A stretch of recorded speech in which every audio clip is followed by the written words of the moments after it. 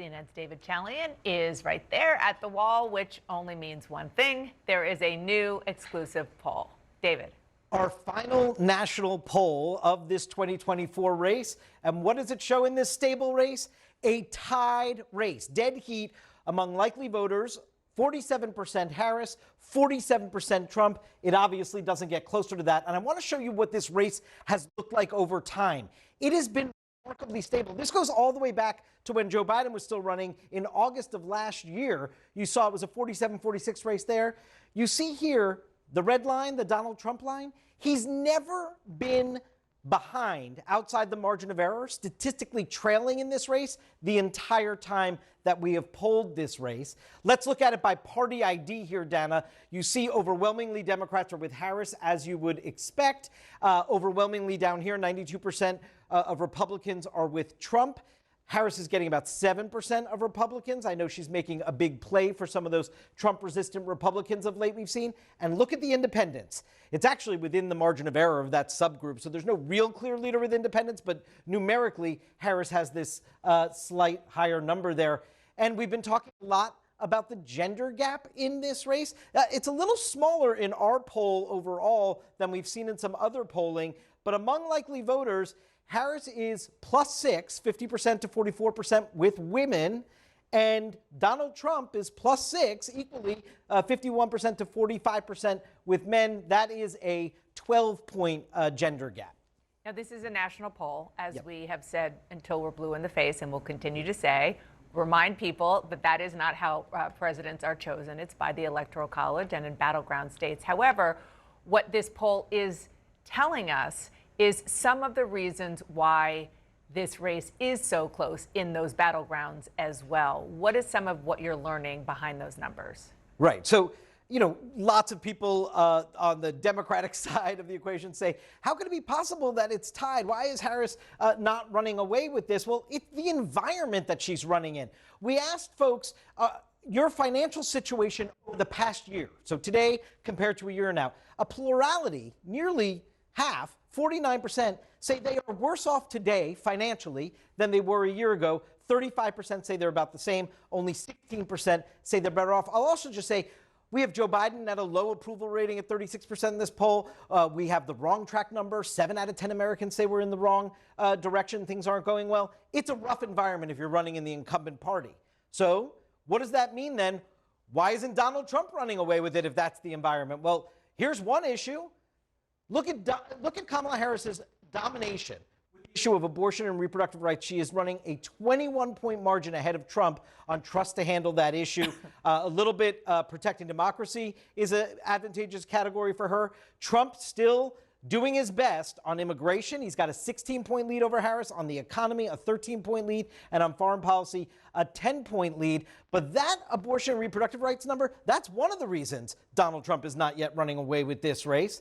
And then who's left in this race, Dana?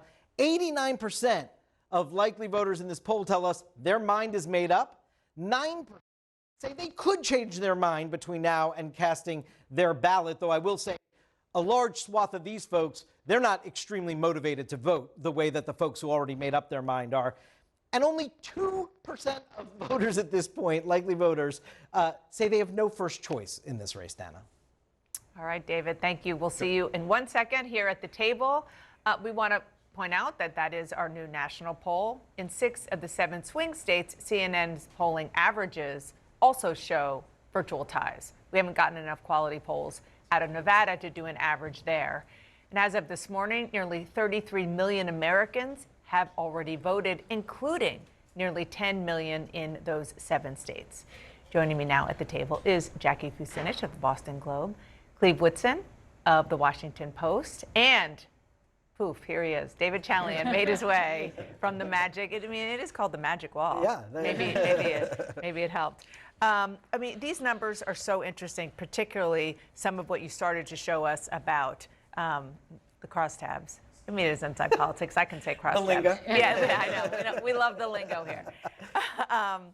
And as we, well, first of all, just your takeaway, your overall takeaway of what you just saw.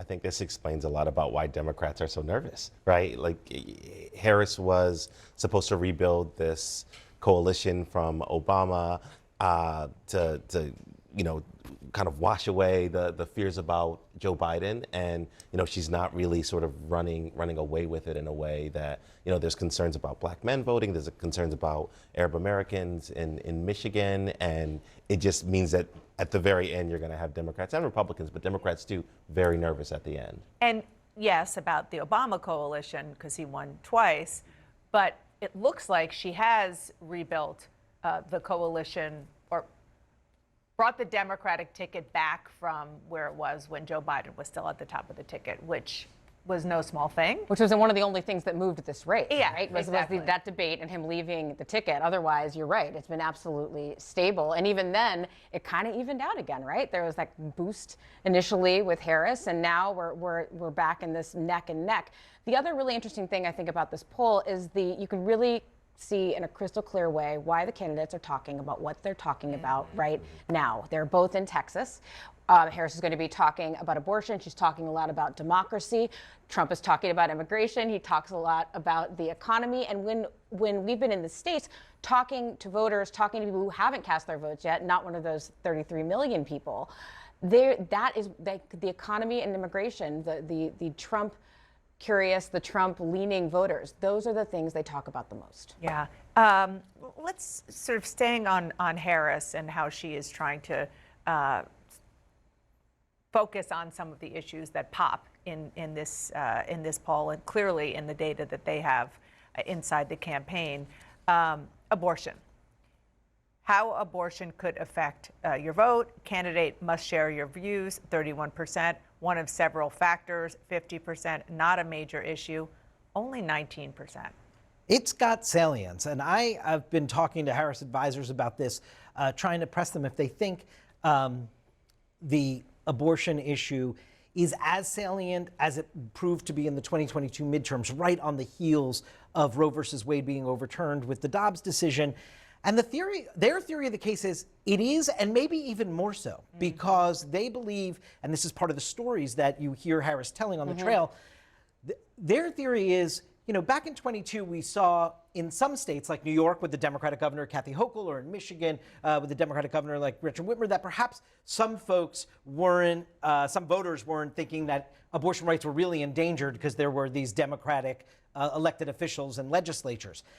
Now the stories of what women are experiencing in some of these states with bans, that is breaking out nationally. That's not a story only being told in their state. And the Harris campaign believes that is part of what is keeping the issue so salient. Yeah, and they're focusing on women. Sorry, Dana. Okay. They're focusing on women who really want to be pregnant. Like a lot of these ads that you're seeing, they're people who really want to start families, and because of complications, ended up in this web of confusion that are some of the laws in these states. And I think that's been also a very interesting part of this race. Yeah, I mean, that's a big part of what she's going to do when she goes to Texas today. We actually have a couple who tell that very story later in the program. Okay, so that's abortion, and this is just sticking on the Harris side of the equation right now. Then the other thing that she's doing in her closing argument is Donald Trump is unstable and unhinged, and he's only out for himself.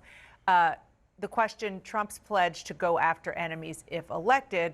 Reason to vote against him, 50%. Doesn't make a difference, 26. Reason to vote for him, 24. Yeah, you kind of long for the days when the worst thing they said was weird, right? Now they're leaning heavily in these final days into darkness, into fascism and all that stuff. And like Jackie said earlier, you can kind of see why they're saying the things they're saying, because it is clear that a large swath of the electorate sees that danger, sees that argument is resonating with them. Yeah, I mean, that is a clear example when 50% of the electorate, these are likely voters, right, say, because you are promising to use the office to go after your political enemies, that's a no-go for me. Like that makes you a less attractive candidate. We see it about his demeanor and temperament. We see it about his age. These are negatives on Trump, and it answers the question, well, why isn't, given everything we just said about the environment that Harris is running in, why isn't Trump running away with it? Abortion's one answer, but Donald Trump's behavior is clearly another part of this equation, as are his criminal convictions. These things we got so discounted a lot in the Republican primary, and they get discounted sometimes in our mind because it's like, but the whole Republican Party is still unified around him. But the total, and he's more popular than ever. All those things are true, but they are still weights around him because I think without them, Donald Trump may be running away with